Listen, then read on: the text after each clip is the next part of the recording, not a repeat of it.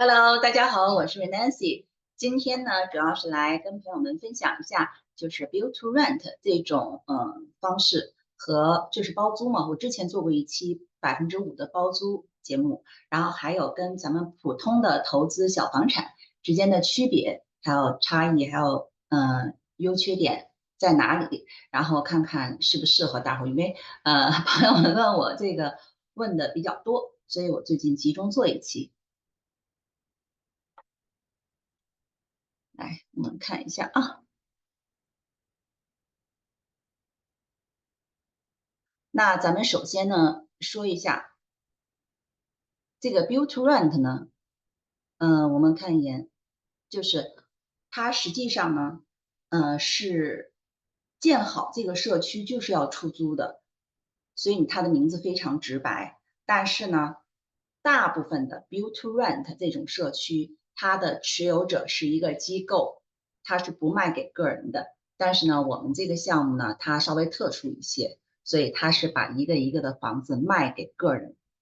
所以你看啊，我们对比一下，对于小投资人最常见的几种投资方式呢，第一种就是投资一个小的房子，或者是 townhome 独立屋或者 townhome，然后呢，还有大伙儿经常听到的就是 multi-family，那投 townhome、投 single family、townhome 这种都是你拥有产权，投 multi-family 很多咱们华人做的是众筹，你是没有产权的，就相当于 equity，就是股权投资。然后这个 build to rent 呢，它分两种，那市场上更常见的是这种，就是你没有产权，也跟它跟 multi-family 是一种性质的。但是呢，我视频之前介绍的这个项目，它稍微的比较 creative，它是你有产权的，这个说清楚啊，这个房子买的第一天它就是你的，所以你是随时有处置权。那第二点呢，从租户来讲，如果你自己买房子，是你自己面对终端的租户，那这个 build to rent 是 WB，就是项目方，它相当于是二房东。那如果房子空置，谁的损失呢？是就是 build to single family 这种，那肯定是你的损失。如果要是2个月、3个月，像最近我知道有人就是4、5个月才租出去，那前几个月的空置率都是你的损失。那 build to rent 这个呢，就是从购买之后下一个月开始就开始他需要按照5%来给回报了，给就是 owner。但是呢，如果要是WB 租不出去，那是 WB 的问题，就是跟跟 owner 没有关系。那如果要是租户不配，不付房租，如果是我们自己买的 single family 是房主的损失，那 build to rent 是 WB 的损失。但是这世上没有完美的事，它也有缺点的。它这个签约呢是3到5年，它就是固定了5%的回报，每年按照就是你一开始购买价的5%。但是如果市场上你正好赶上租金疯涨，你这个5%还是不变的。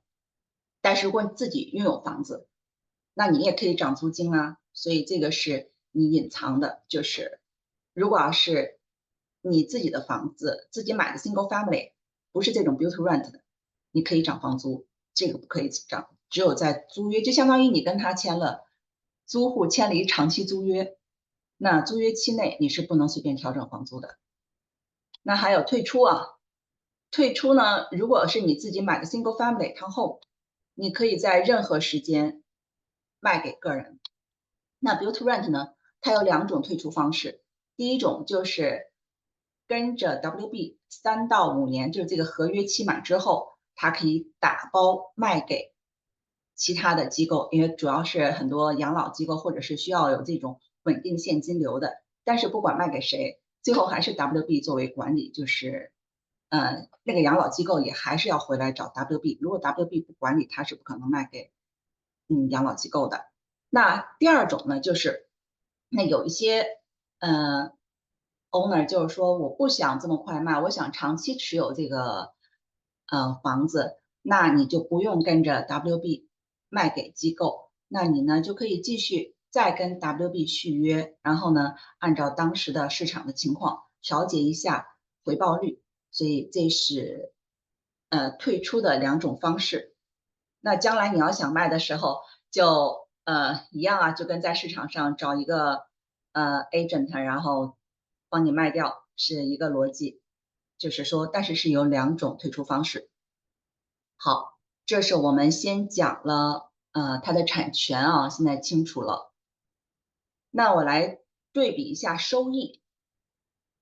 咱们自己啊比较典型的，我举个例子啊，这都是例子啊，就是假设一个投资房37万，那年租金呢按2200每个月，这个在我们达拉斯地区这算是还不错的了。如果是房子是买的37万，那年租金是这个情况。然后 property tax，因为你37万在达拉斯，你可能就得买到起码是 Aubrey 那个位置，或者是在周边地区吧。所以呢，地税2.2也是正常的。然后小区物业这个是我大概的估算啊，有可能高一点或者低一点。然后保险呢，现在的保险这也是估算的，差不多这个区间。然后 maintenance 就是维修嘛，维修呢在第一年其实有可能可以更少一些，如果是咱们现在就是对比全新房啊，也有可能更少一些，所以这个估算有可能稍微一个月20-50块钱吧，因为有的时候人家要是告诉你修什么，你哪怕还在 warranty 里，但是呢，咱们都知道找个师傅有一个 trip 跑腿费，这都是有成本的。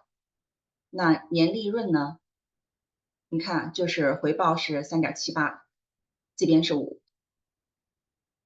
这个情况是在一个很完美的你自己管理的房子啊。如果要是请 property management 公司房产来给你专业的管理，那你还有一个8%左右的这个管理费，就是租金的8%。那最后回报是3.21，就比刚才又差了一点。在这儿呢，这些项都是包括的，都包括。所以这就是基本的区别。那还有很多朋友问我，这是租金回报，那升值呢？是不是这种房子就不太升值？这个其实呢也是我的 question，所以呢，这个我就喜欢什么东西都拿个数据来比吧。那咱们就看一眼，因为呢，就是咱们拿一个退出案例啊，这是过往的一个案例，我不知道大伙儿能不能看清楚。因为它这个一卖都是打包卖给的机构，然后是2016年开始建，那我们就假定是2016年买入，然后呢，它是卖出的时候是354万，所以我把它，你看啊，就是买入和卖出价放在这儿，那升值呢，一共5年升值了102%。那我们再对比一下，因为这个案例它是在达拉斯 City。那这个面积是1719，然后是3点几个卧室，3点几个 bed，所以呢，我们再看一眼啊，我给你们看一下，来，我们现在看一眼同期达拉斯啊，就是达拉斯 City，我选的是 single family 和 townhome，然后3到4个卧室，然后 new construction，咱们要 apple by apple 的比较，然后1000到2000尺。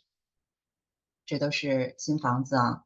那我们从16年，这有一个扰动，我们选一个常规的。16年8月14万，大伙儿记一下啊。然后呢，21年我们也选8月份